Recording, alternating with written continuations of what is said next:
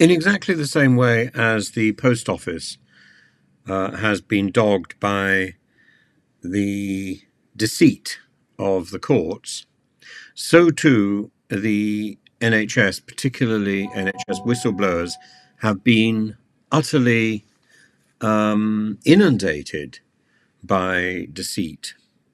The NHS's ability to secretly and remotely access computers with the ability to delete or to make changes to evidence, to manipulate metadata, to change the details of a person's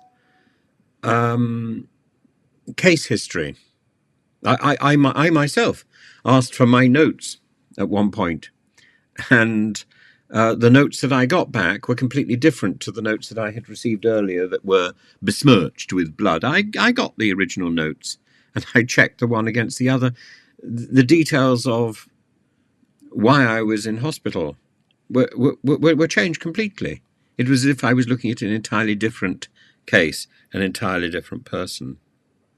The second point is that the NHS is able to fabricate, together with the legal system, to be able to fabricate and destroy the reputation of those people who have blown whistles, and this has caused a miscarriage of justice. And people who testify are ridiculed or reduced while they were trying to testify, to the point where their testimony becomes worthless.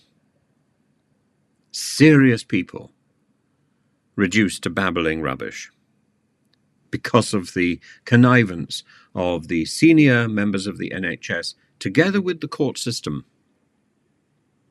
I cannot see that the court gets away with this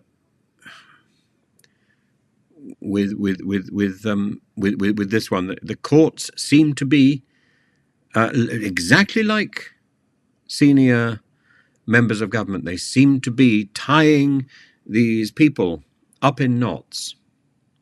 Now, part of that is because the court system is extraordinarily complex. And it's got worse. It's got much harder to understand what is going on over the last 15 years. Because we are no longer using straightforward English. We are using coded English. We are using words which have very specific meanings, but only within this context. And that isn't good justice. And that is preventing the truth coming out. And that is savage.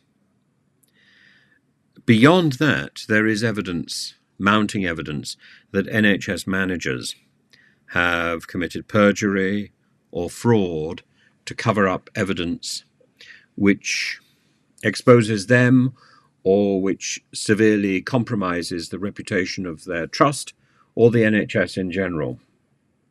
And that isn't right. Now, we've seen all this before, haven't we? We've seen all this in the post office.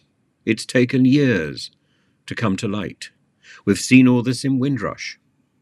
We've seen all this, sadly, in the NHS before, with the haemophilia scandal.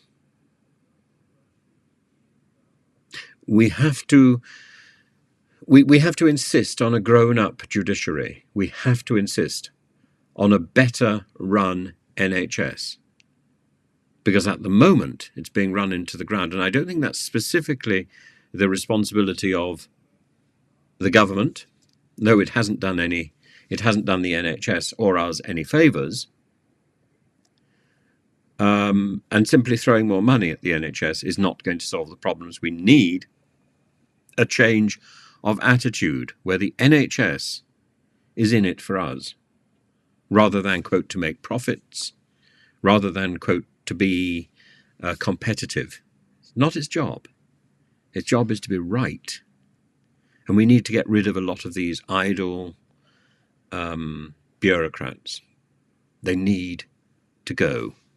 We need to give responsibility to the doctors, to the nurses, to the people who do the real work, just as we did when the NHS began. just as we should in schools. We need to give responsibility to the schools and to the people who are teaching, and we need to take away that layer of obfuscation that surrounds education.